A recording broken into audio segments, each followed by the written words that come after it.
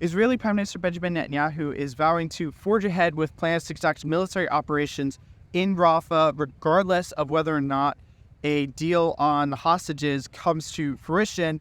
This could, of course, pose major complications to those negotiations to get the release of the hostages from Hamas. And those talks are rumored to have advanced to pretty much the furthest place they have been since the last release of hostages last year.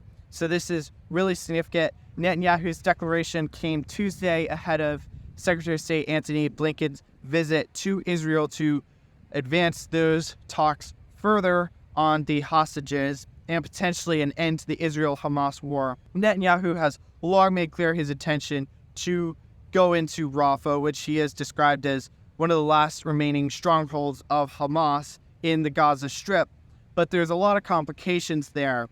Rafah is a southern Gazan city located near the border with Egypt, but it's home to an estimated 1.5 million people, many of whom are Palestinians who have taken refuge there from the fighting that has taken place largely in the northern part of the Gaza Strip since the war broke out. And many of these Gazans that have moved there are living in tents and in pretty poor conditions. So there's a lot of humanitarian concerns about what a potential operation in Rafah will look like. And President Biden has made clear he doesn't want to see an operation in Rafah without a credible plan in place for the civilians that have taken refuge there. But given that Netanyahu views Rafah as one of the last remaining strongholds of Hamas, he has made clear that the war against Hamas will not be over until Israel has gone into Rafah, and he reiterated that Tuesday.